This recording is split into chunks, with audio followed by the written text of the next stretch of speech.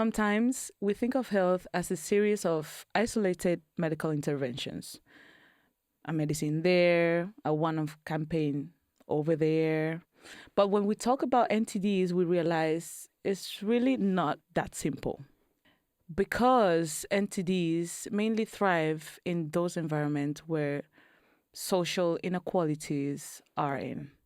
For example, in homes without basic services, homes without accessible water, places where there are people who bear the stigma or cannot really access the health system.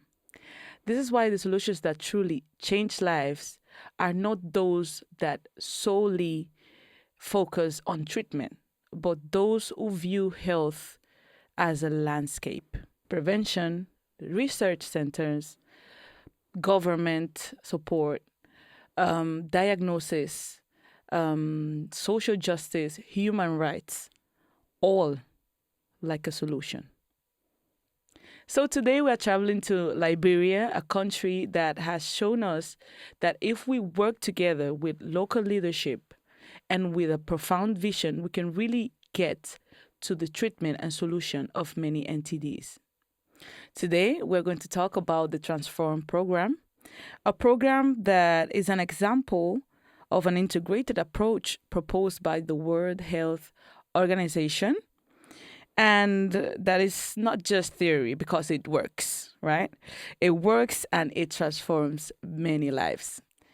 In addition, this episode coincides with a very important day, the World NTD Day. January the 30th reminds us that millions of people live with both preventable and treatable diseases. So the message is pretty clear. Ending neglect requires integrated solutions. And Liberia is an example that is really possible. So today we're joined with two powerful women whose perspective are going to change what we think about NTDs in Liberia. Today we're joined with Ane Martínez. She is a technician at the Anesvad Foundation and the head of the program that the organization is developing with the government of Liberia. She has first-hand knowledge about what the institutional advances are, the partnerships, and also what concrete steps are strengthening the Liberian health system. Welcome, Ane. Thank you. Yeah. On the other hand, we have Rita Jlogbe. She is a Liberian journalist and a member of REMAPSEN, which is the African Network of Communication Professionals specializing in health and the environment. Rita has not only been covering public health issues for years, but has also collaborated with the production of documentary Transform the Neglected, produced by the Anesvad Foundation. This documentary shows with great sensitivity how integrated approach combating NTDs is changing the reality of many communities in Liberia. Welcome, both of you girls. Thank you. Thank you. We're going to start with Ane first, because you know also the context of the Liberian health system and how it works, and also the partnerships and some work that have been going on there. So my question would be, for those who are listening to us right at home, how would you explain in simple terms what it means to take an integrated approach to NTDs? Okay, thank you, Mindy, for your question. I will say that basically what we mean by integration is that health, it doesn't start in our finishes in a clinic. It envisions all the landscape of health, as you said before, involves all the living condition of a person. And from Ane's perspective, what we tend to do is moving from a disease-driven approach to a more integrated approach so that it envisions different diseases at the same time. But it's not only that, it's an integrated approach. It means people-centered and equity-driven and a system-strengthening approach. So it means that what we have to do is to strengthen the health system as a whole in order to address those specific diseases. But we have to work as a whole. And this approach combines different aspects, such as disease control. It envisions as well patient care, the health system strengthening, as I said before. But also, apart from the health system, it should include research as well in order to innovate and to find new solutions. And it has to involve also the community and all the socioeconomic aspects of the patient and of the community. So. Okay, that's a very interesting approach because, as you said, we tend to isolate people in the disease. Like we don't see beyond what's going on, right? So we have to view it as a whole, right? There's a word that reminds me of this concept, right? That's holistically. Right, we tend to see people holistically when we gain this perspective. And in this line, Rita, in many countries we talk about how we have to view people holistically as a whole, right? We have to view the social determinants. We have to view what condition, like structural conditions, they're living in order to treat these NTDs. And you have very valuable information of NTDs because you've been documenting this for years as a journalist that you are. So my question for you would be, what did you know about NTDs and the transformation program before getting involved in it? And how did that change your perception in your work or in NTDs? Thank you so much, Quindy. It's a pleasure to be here. So I am a journalist working as a journalist in my own country. But to be honest, before getting in contact with the Anesvad Foundation, my understanding of neglected tropical diseases has been really limited. I mean, very much limited. And when I was contacted by Guillermo of the Anesvad Foundation, I did not want to appear uninformed, so I reached out to a few of my colleagues who are into health journalism, and I was struck when I found out that they were also limited in that area. They had little to no knowledge on NTD, and some of them were like, NTDs, what is that? And I seeking information, ended up providing the little education I had based on the quick online research I did. So I think this is evidence of the oversight within the health sector that is not taking the media along in terms of providing awareness on NTDs. So as a result of that, the local chapter of Remapsen in Liberia is drafting a proposal right now to reach out to international health stakeholders as well as the Ministry of Health to provide some training for Remapsen members when it comes to reporting on NTD.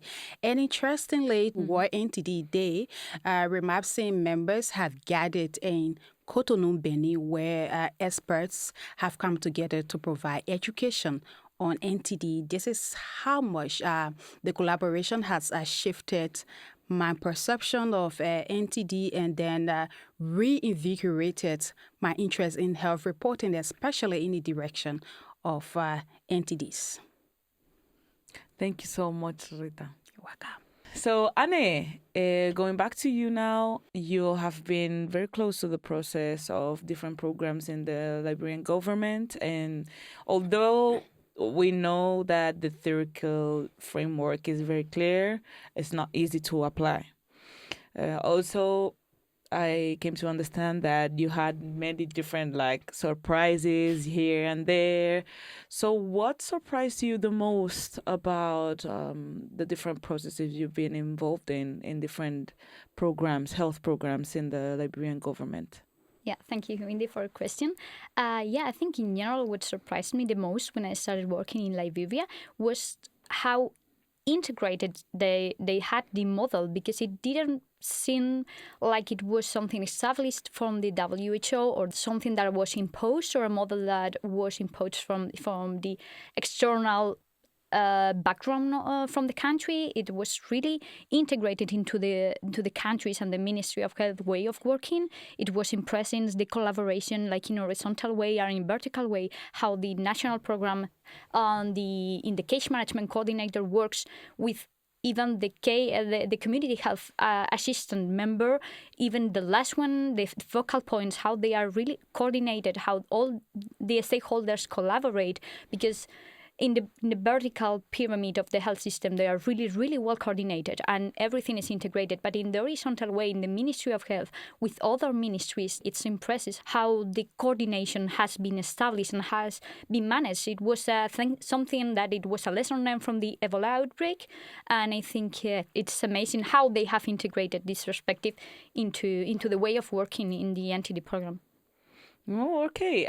So if you had to point out, like, for example, 3 major keys for the transform success, what would they be? I will really point out 3 key elements, which is the coordination among the different stakeholders.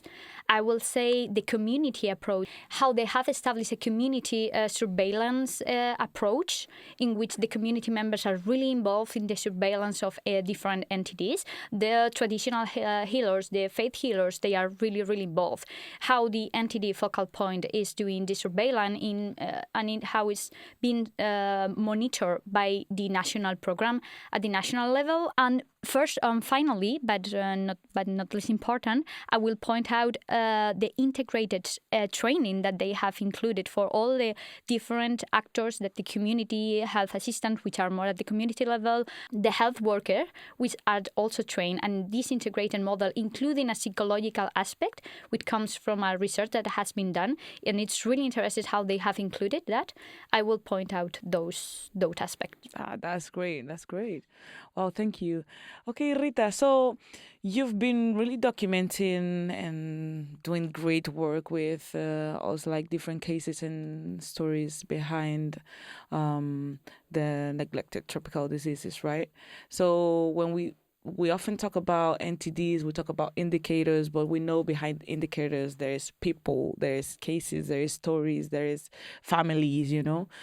So what would be like a case that you would point out to summarize how the Transform program has changed lives? Okay, Quindi, permit me to share 2 instances that really capture the impact of the Transform programs on communities in Liberia. So first there is this case with Mayamu, a lady who is battling recurring borreliosis in Magebe County. She was one of those featured in the documentary. When we arrived in her community and setting up for the interview, we thought to ask bystanders to move a little bit away so that she has some privacy to be able to speak freely. But interestingly, Mayamu said, what is it that these people don't know about me? We live together, we eat together, we do everything together.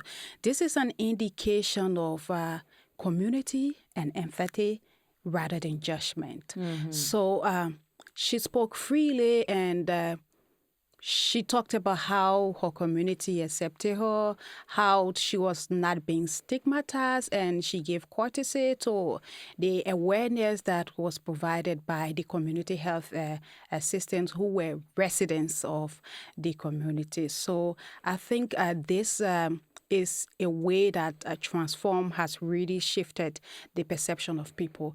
And another instance was on the other side of Magebe County, on the Mary Page Farm, where we went to also talk to people, and we saw some individuals approach us, sharing their struggles and asking for guidance. I was like, what? Before today, issues like NTDs that I know them to be now, because back then we knew them to be some hereditary issues or as a result of witchcrafts and what have you. But to see people now coming out to share their experiences and seek guidance.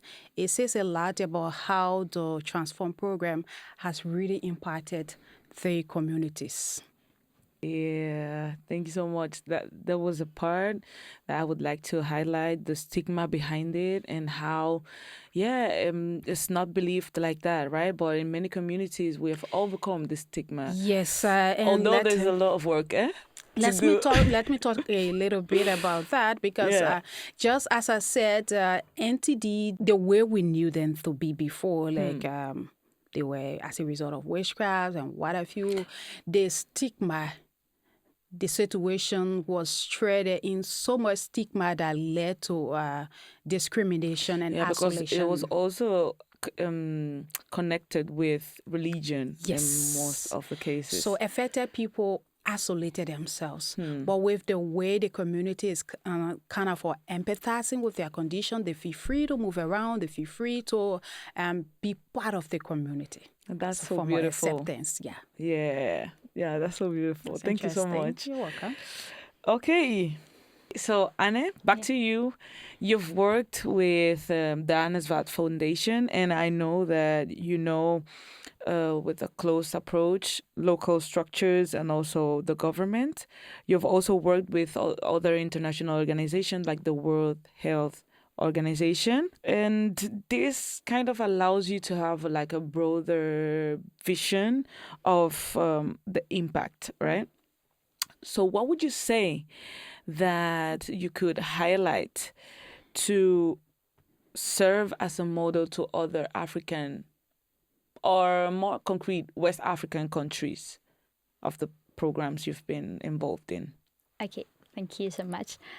Just for you to know, I also work in Sierra Leone and I'm working in Cameroon as well. Okay. I think that every country it has to be locally adapted, and we have to manage to adapt all the programs to their context. I think it's quite difficult to say that something can be replicated in other countries exactly in the same way because they have to be culturally appropriate. There are some structures that are established in some countries that they are not in others. Exactly. So, but I will say that we can start for following the collaboration model and the coordination model that we have established and the Ministry of Health and the Liberian government has done. For example, in Transform project, there are different stakeholders and a lot of stakeholders that work on NTDs. They are included in the Transform project. And we have a lot of meetings, we have a lot of coordination, all the decisions are taken collaboratively. And I will say that something that can be done in other different countries and that can be replicated in different West African countries and in those that we are already working, the governments are already doing, is trying to coordinate all the stakeholders that are working on entities to be as efficient as possible and in order not to duplicate, because sometimes what happens is that there are many stakeholders working in different countries that are duplicating the work. And we are not focusing our resources and we are not focusing the work and the effort on different gaps that need to be solved, let's say. So I will say that coordination, I think that's something that can be duplicated in other countries. But all the programs have to be adapted to the local context and to the structures that are established. Yeah, that's very right. That's very right. Every process has to be adapted to its context in whatever country we are applying it in. But yeah, that's a very cool idea to kind of view the coordination and kind of replicate that. We often say that nothing is sustainable if it doesn't pass through the local hands, right? Exactly. If it's not local. So that's what Transform program precisely is about, right? It's about viewing the local as a major key to obtain major results in the treatment also of neglected tropical diseases, right? So, especially in these countries that we know that the international media also portray as fragile, as countries where the health system is not really strong, right? We can talk about Ebola, COVID cases, and how they've been portrayed in the international media.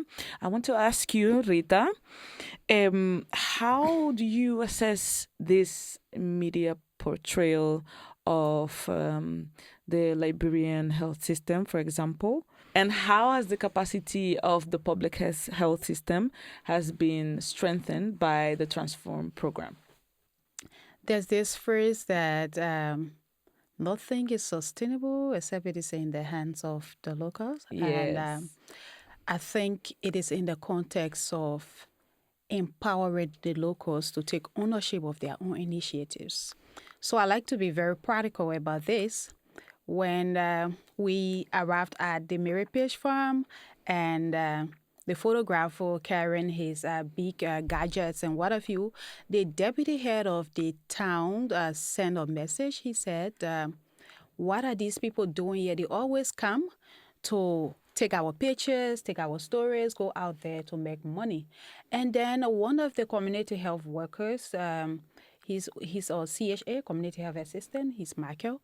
And Michael is a resident of that community. He said, no, these people have not come to take our stories and go make money out of our stories, but rather they are the sponsors of the program that's providing the education to you on the different diseases that we have in the community.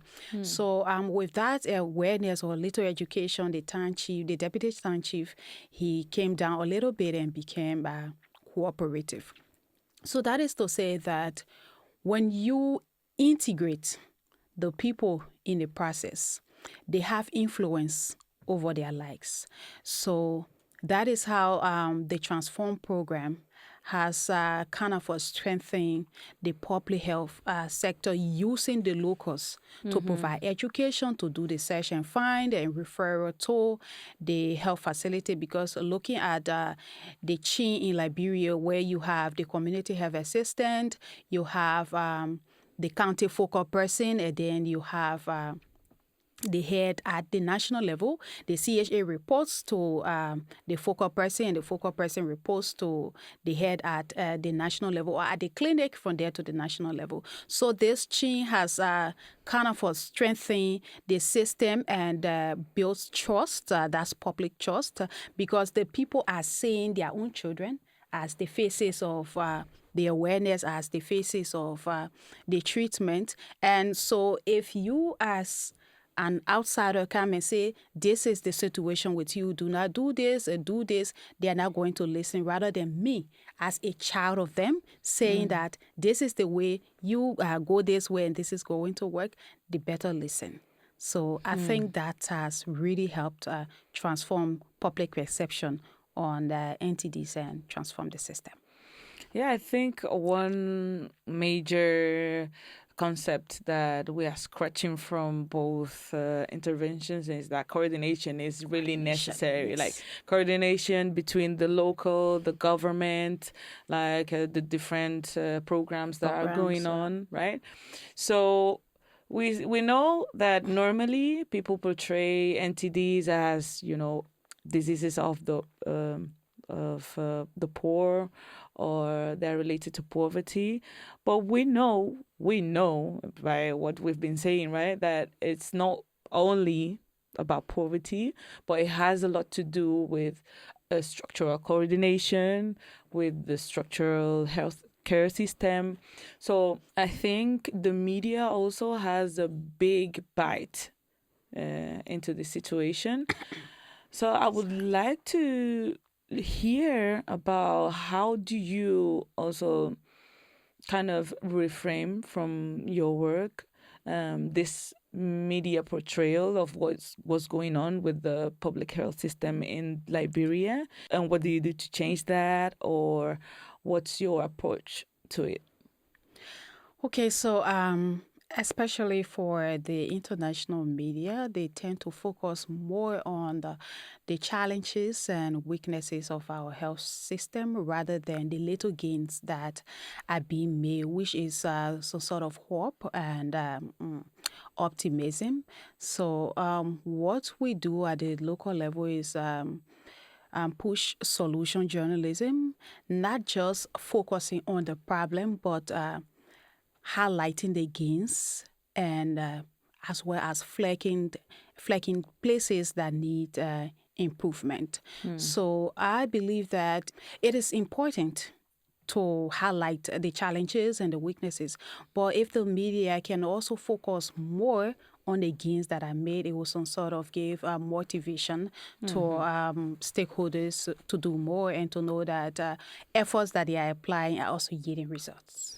Yeah, that's very important because here in Europe, we normally see this disease over there, there's this epidemic over there, but we don't see how even locals, like local researchers, local health workers, and, also the government is involved in, really resolving these problems, and there is a success also, right? So I agree. Yes, typical example with the issue of NTDs where affected people are coming out now to share their stories where they are being treated. There's this search and find approach where CHA go out to the communities, find them, refer them to the hospital. They are guided on how to treat their wounds, like for the cases of Buruli also and what have you.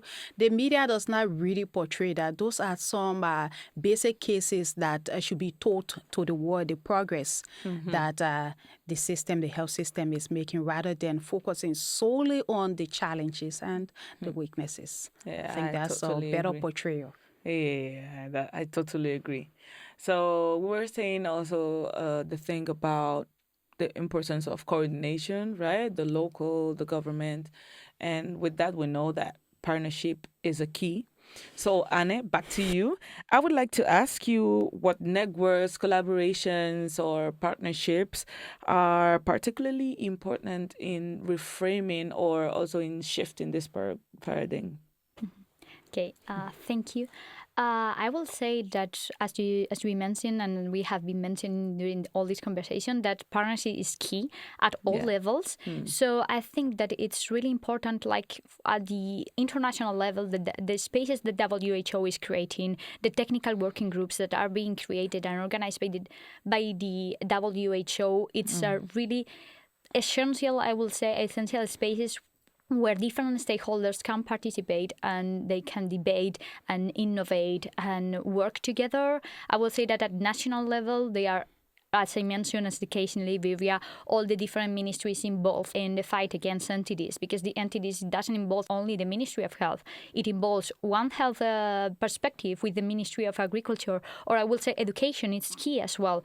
Everything, or WASH is essential as well for the fight of NTDs, and all the ministries should be involved.